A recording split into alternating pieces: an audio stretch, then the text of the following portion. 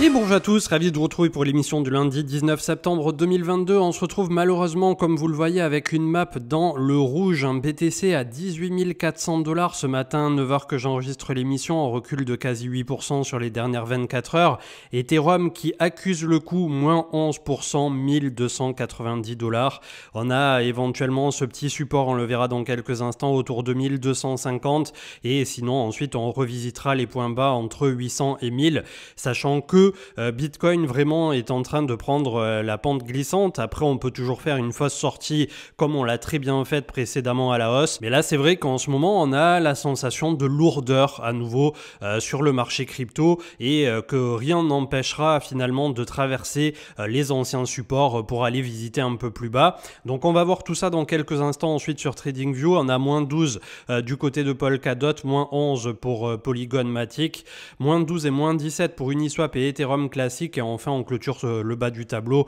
avec quasi moins 11 un peu partout du côté de Litecoin, Chainlink, NIR Protocol et moins 8 pour le CRO de Crypto.com. Sur le 4 heures, donc après cette jolie fausse sortie, j'ai envie de dire, on était quasiment venu à 23 000 $ après ce point bas autour de 18 500. À nouveau un bull trap qui se solde malheureusement par une réintégration relativement courte. Ça a duré quasiment le week-end pour derrière immédiatement le lundi revisiter les points bas, sachant que le point bas ultime, comme vous le savez, est juste en dessous des 18 000, autour de 17 500 ici sur BitMEX. Donc un début de semaine compliqué pour les marchés. On va avoir d'ici les 4 prochains jours, si je dis pas de bêtises, le 23 de nouveau, une allocution de la Fed aux États-Unis. Et on peut constater ici, quand on regarde au niveau de l'histogramme, qu'à nouveau, on a eu beaucoup de liquidations qui sont tombées. Et je regardais tout à l'heure du côté des whale alerts.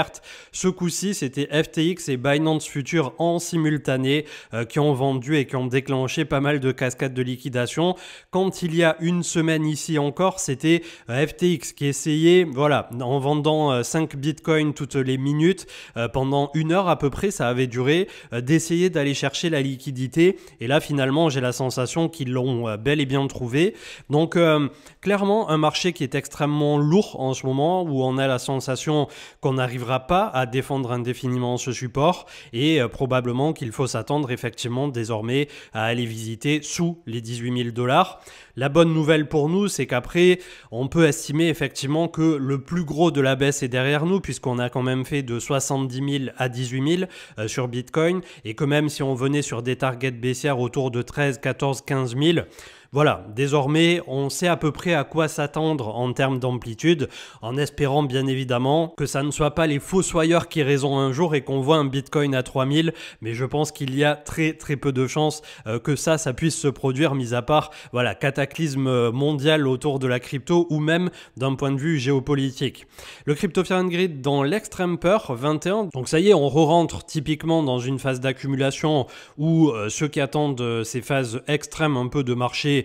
peuvent, le cas échéant, commencer à se faire plaisir. Le market order flow sur une certaine neutralité, ce matin 9h, on voit que sa bataille dure entre 18 000 tout rond et 18 650 du côté des vendeurs. Et on est vraiment là multi-marché, puisqu'on voit du Binance, du Coinbase, du BitMEX et FTX qui n'apparaît pas ici dans ce listing, mais qui est aussi vachement agressif parfois sur ce genre de trading. Vous avez le partenaire du jour avec NordVPN, comme d'habitude, le pack qui est en cours avec la promotion des 4 mois gratuits si vous prenez les 2 ans. Alors pour ceux qui ne connaissent toujours pas NordVPN, ça vous permet de faire un pont tout simplement au niveau de votre connexion et de ne pas avoir votre adresse IP personnelle qui circule en clair sur Internet. Donc pour ce qui nous intéresse au niveau des cryptos, en plus, voilà, on a souvent besoin de se protéger au maximum. Vous avez la possibilité de vous connecter sur 5500 serveurs dans plus de 70 pays, le tout avec une vitesse de connexion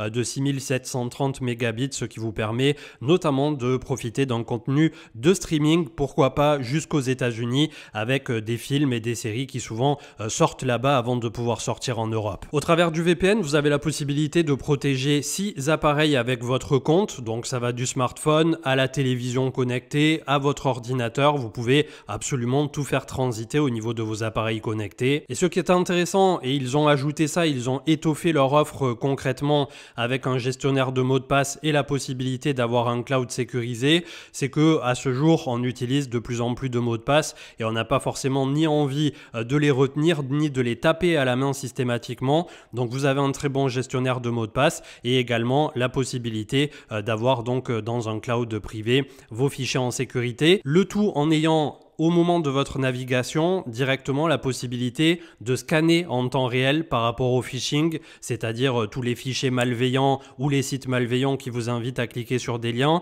et en surveillant vos emails qui auraient pu fuiter éventuellement sur des fuites de données au niveau du darknet. Donc en résumé, ça en fait un excellent bouclier pour vous, pour votre navigation. Vous avez cette offre satisfait ou remboursé pendant 30 jours avec 4 mois gratuits si vous prenez directement les 2 ans, et vous pouvez payer pour ce qui nous intéresse en crypto-monnaie. Donc n'hésitez pas, vous avez le lien en commentaire et description pour nous soutenir, et on passe aux informations.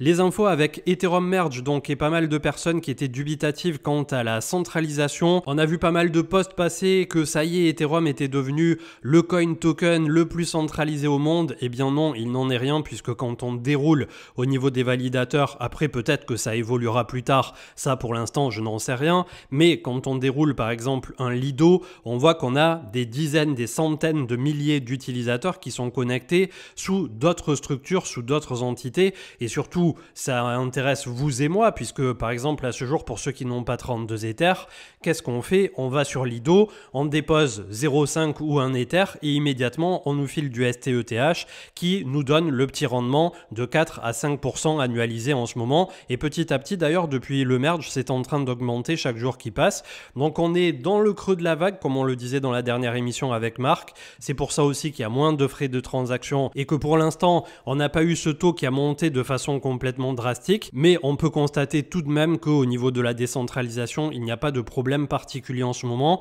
quand bien même on peut le voir, Lido représente un bloc énorme, mais quand on déroule, on voit qu'on a énormément d'autres entités et d'autant plus de particuliers ou de professionnels qui se sont répartis derrière. Après, c'est sûr, on a trop de personnes qui vont vers les mêmes entités et il serait bien d'éduquer au maximum pour permettre à des personnes, notamment ceux qui ont les fameux 32 Ethers, d'héberger leur propre nœud, puisque la consommation, on en avait discuté là aussi précédemment, on est autour de 15 à 20 watts, maximum 30 watts en pic, donc on est bien loin des consommations du mining traditionnel. J'aurai le plaisir de recevoir sur Twitch Samy, donc le CEO de Cross the Edges. Ça se passera sur notre Twitch et ça sera ce mercredi 21 septembre à 17h30. Il y aura bien évidemment le replay du côté de Twitch mais également de YouTube et on s'affrontera donc au travers de petites parties. J'ai pas encore testé le jeu de mon côté, je vais pas tarder à avoir l'accès, donc ça devrait se faire demain maximum mercredi dans la journée. Probablement qu'au début je comprendrai pas grand chose, mais voilà, ça va permettre de faire quelques parties comme ça et de vous présenter in-game directement, donc je trouve ça plutôt cool. Nvidia qui arrive sur Zone, donc pour l'instant ça aussi, vu les déboires récentes et notamment EVGA au niveau du constructeur de cartes graphiques qui se retire apparemment suite à des discussions houleuses justement avec Nvidia. On est sur un point de contact qui est intéressant autour de 130 $ ici, puisque c'est du long terme et qu'on est quand même venu de plus de 350 $. Ensuite, si jamais ça ne tenait pas, ça se passerait plutôt autour de 75 à 80. Donc de la même façon que, entre guillemets, je l'applique au niveau du marché crypto, je vais être observateur de comment ça se déroule autour de cette zone qui cumule quand même moyenne mobile 200 hebdo, le point de contact du volume profile et un peu plus de volume que d'habitude, le tout avec un RSI qui est pas mal divergent. Si jamais ensuite on va creuser un peu plus bas, bien évidemment que ça m'intéressera aussi pour continuer à renforcer, et c'est aussi le cas de AMD au niveau donc de tout ce qui est carte graphique, mais pas que, puisque ils ont développé sérieusement leur branche. On terminera au niveau des news et pour l'instant il ne s'est pas passé grand chose depuis ce week-end, donc c'est un peu mou du genou de ce côté-là. On est dans le creux de la vague et le Power of DCA que vous m'avez réclamé régulièrement au niveau de l'update, donc on est à moins 12,60 18,72 du côté de Ether qui malheureusement était large en positif ces derniers temps mais a reculé pas mal depuis le merge, moins 18,52 pour Bitcoin, ce qui nous fait un total ce matin de moins 15,62 avec un moins quasi 10% sur les dernières 24 heures. Donc vous voyez que pour un DCA qui a commencé sur Bitcoin autour de 30 000 $ en la mi-mai 2022, globalement on s'en sort plutôt pas mal vu la tronche du marché actuellement. Alors ok, ça n'est que Bitcoin et Ether et ça n'est que entre guillemets 50 $ par semaine, mais ça vous démontre aussi déjà par rapport à la discussion qu'on a eue de l'autre jour que quand même le DCA a tendance à fonctionner et à surperformer un peu ce qui est en train de se passer en ce moment sur le marché, puisque globalement voilà, il y a quand même pour les personnes qui essaient de faire des mouvements un peu plus stricts parfois des choses qui sont pas tout à fait heureuses en sortie. Le crypto total, on est ici en mensuel, donc malheureusement l'histogramme qui commençait à décélérer il y a une semaine, 2 semaines de ça est de nouveau en pleine accélération baissière et la zone ici des 750 à 760 milliards va-t-elle être défendue? Eh bien le scénario catastrophe effectivement comme l'ont vendu malheureusement certaines personnes longtemps à l'avance et peut-être qu'elles auront raison ou non, c'est tout simplement à partir des moins 74% qu'on avait déjà corrigé et qui correspondent globalement au drawdown qu'on avait eu entre le printemps 2019 et mars 2020 au moment du crack Covid. Si on visait un recul équivalent à ce qu'on avait eu en 2018 qui était de moins 88% quasiment, ça nous ramènerait très très bas puisque moins 88% on serait autour, pour faire un chiffre à peu près exact avec le précédent 87,96, on serait autour de 360 milliards qui correspondrait à quoi? Autour de la zone des 13 000 $ sur Bitcoin. Donc est-ce que c'est quelque chose qui est non réalisable à ce jour? Vu la lourdeur du marché, je pense qu'effectivement ça peut se réaliser, une visite à 13, 14, 15 000 $. On a un petit quelque chose juste avant, ici autour des 400 milliards, qui pourrait correspondre à 15 000, 16 000 $ sur Bitcoin. Mais une fois que ça sera franchi, une fois que de nouveau il y aura du FUD, du gros FUD, si jamais toutefois cette zone lâche, puisque pour l'instant ça n'est toujours pas fait, on peut très bien faire un double bottom ici. Voilà, ça sera quelque chose à prendre en considération de votre côté et notamment pour ceux qui sont un peu trop exposés du côté des alts. On peut effectivement avoir ce sell-off supplémentaire d'ici la fin d'année puisque pour l'instant, on n'a pas eu de grosse réaction du côté du Bitcoin en tout cas. On a eu la belle transition du merge et je ne me fais aucun doute pour que le Ether au prochain cycle d'ici 24 mois, peut-être un peu plus, peut-être un peu moins, soit plus haut que le prix sur lequel il est maintenant. C'est pour ça que je continue d'en réaccumuler actuellement, peu importe le prix. Mais après, comme d'habitude, je peux comprendre qu'il y ait des personnes que ça refroidisse énormément et notamment ceux qui sont là peut-être depuis un cycle de moins ou qui sont là que depuis novembre, décembre 2021 et qui n'ont vu que la baisse depuis quasiment un an. Ça, je peux comprendre que ces personnes-là se posent littéralement la question de si ça pourra remonter un jour. C'est un peu cette perte de confiance aussi qu'essaient de distiller les market makers pour essayer tout simplement de faire sortir un maximum de personnes avant une quelconque reprise. On est autour de 512 milliards pour les alts, donc on peut constater malgré tout qu'ils tiennent plutôt pas mal. Là aussi, on a un gros support qu'on était venu chercher autour de 428 milliards. On a une zone clé également juste en dessous autour de 345 et en retour bien plus bas à l'équivalent de ce qui était 13 000 $ pour Bitcoin comme on vient de le voir, ça serait plutôt 142 milliards. Donc là vraiment ça serait une purge infâme du côté des alts qui eux ont déjà bien purgé. On le voit ici au niveau même du RSI qui est déjà plus bas que le RSI précédent pour le mensuel. Mais voilà, comme d'habitude, je me méfie de toutes ces manipulations d'entités comme on en a discuté précédemment qui essaieront coûte que coûte d'aller dégoûter un maximum de personnes avant de proposer quoi que ce soit. Le Bitcoin lui-même, donc autour de ce maxi support sur lequel quand on inverse le graphe, c'est ce que je regardais hier, on a l'impression qu'on est en train de faire une consolidation sous pivot juste avant de break, ce qui veut dire que si ça break, malheureusement nous partons à la cave. Donc quand on le prend comme ça d'un point de vue purement froid, d'un point de vue technique, on avait ce petit soubresaut ces 2 derniers mois où on avait l'impression qu'on pouvait faire quelque chose. Là, de nouveau, on a le géopolitique macro-mondial qui ne joue pas du tout dans notre sens. Probablement que les marchés, avec le SP500 qui est déjà dans le rouge sur les futurs à moins 0,58 ce lundi, vont pricer en amont à la baisse ce qui pourrait se dérouler au niveau de cette triple hausse des taux à venir de la Fed. Et une fois que potentiellement au 4e trimestre, tout ça aura été mis en place, qu'on verra un peu plus la mesure et de ces actions en amont par rapport à l'inflation notamment, peut-être que ça ira mieux. Et là, on n'en est pas encore là, on est toujours sur la période transitoire, et une période transitoire qui n'a que trop duré par rapport au marché crypto et qui pourrait nous ramener effectivement dans un premier temps autour de 13 800, 13 500 pour Bitcoin, et ensuite on s'enfonce dans toute cette zone de travail ici qui pourrait au pire du pire nous ramener jusqu'à la fameuse zone psychologique des 10 000 $. Mais avant ça, on a aussi le pivot hebdomadaire autour de 11 500, le fameux qui avait été annoncé bien longtemps à l'avance à l'époque sur notre chaîne et où je vous avais dit on a cassé la trend hebdomadaire long terme 11 500 et ça y est, on repart en bull run. Alors ça n'était pas une certitude à l'époque, mais ça s'était plutôt pas mal déroulé depuis. Donc globalement, entre 11 500 et 13 500, je dirais, si jamais on avait un autre sell-off de fin d'année, ce qui ferait un drawdown supplémentaire par rapport aux 18 400 de ce matin, je vais vous le mesurer, par rapport au moins 74 qu'on a déjà perdu, qui nous ferait en plus, donc 13 500, ça nous ferait, que je vous dise pas de bêtises, moins 26% supplémentaire, et 11 500, ça nous ferait moins 38% supplémentaire sur Bitcoin par rapport au prix où nous nous trouvons actuellement pour aller chercher le même genre de target baissière qu'on avait eu en 2018. Peut-être que c'est ce que cherche le marché finalement, mais en tout cas pour l'instant, voilà, c'est clair que sur support avec un marché qui se montre aussi lourd, c'est très difficile de se dire là en ce lundi qu'on va rester des plus optimistes, surtout qu'on perd des niveaux clés, que ça soit sur Bitcoin ou Ethereum. Un Ether qui est légèrement moins malmené que Bitcoin lui-même, puisqu'on est toujours sur un creux plus haut que le précédent ici, et malgré le fait qu'on soit en mensuel, on a la zone intermédiaire des 1250 qui pourrait faire office de micro-barrage, mais le fait qu'on repasse comme ça dès le début de semaine sous les 1350, 1400 de l'ExATH,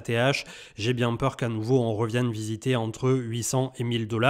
Là aussi, si ça tient pour Ether, c'est très bien. Si ça ne tient pas, il n'y a pas grand chose qui le ralentira avant un retour malheureux autour de la zone des 350 à 400 $, qui est le point d'entrée d'une vie. Je n'ai pas peur des mots de le dire par rapport à Ethereum. Si on revenait un jour sur cette fin d'année 2022 autour de 400 $, ça serait l'équivalent des 2 fois 80 $ qu'on a eu ici à l'époque. Après, il est libre à tout à chacun de faire ce qu'il voudra. Je ne suis pas conseiller en investissement. Si vous pensez au moment où on sera à 400 $ sur Ether, si un jour ça arrive qu'il va retourner à 80 $, c'est malheureusement exactement la situation que j'ai vécue ici à l'époque. Je payais sans trop me dire voilà que je reverrai peut-être mon argent un jour à autour de 80-100 $, puisque les personnes disaient que tout simplement on irait à 30, 40, 50 $, et c'était vraiment atroce psychologiquement à vivre. Donc j'espère vivement déjà qu'on n'ira pas à 400 parce que ça serait assez traumatique pour tout le monde et pour le marché. Mais quand on fait de l'analyse à froid, quand on reste pragmatique et détaché,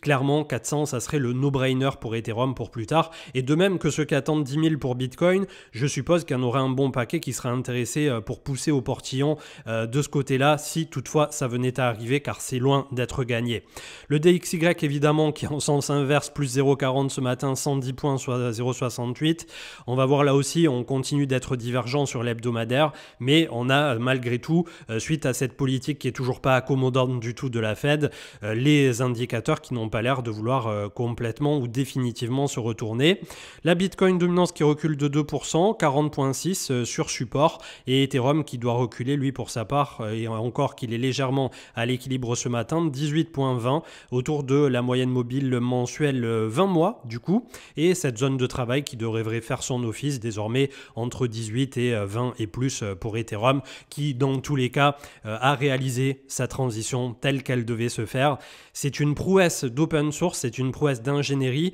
puisque j'ai su a posteriori qu'ils avaient même diligenté une enquête du côté des pontes de l'ingénierie côté Google pour demander une étude il y a quelques années pour savoir si ça pouvait être fait, le merge, d'une façon comme ça décentralisée, bien qu'il y ait Consensus en son sein et d'autres entités qui ont travaillé, on va dire, de façon un peu plus traditionnelle, comme si c'était une petite entreprise, sauf que Ethereum reste décentralisé et c'est pareil exactement pour Bitcoin, hein. Tous les développeurs de Bitcoin à ce jour, ça reste malgré tout du gros décentralisé, donc c'est une véritable prouesse humaine, technologique et d'ingénierie qui a été réalisée ici, et si on pense que c'est à la hauteur de ce que pourra nous offrir plus tard le marché crypto, voilà, globalement les prochaines années, je l'espère, devraient être radieuses, en espérant ne pas nous tromper et que la blockchain ne soit pas déjà sur sa fin. J'en ai pas l'impression vu tous les investissements qui sont faits au fur et à mesure, mais on n'est jamais à l'abri de rien, donc voilà.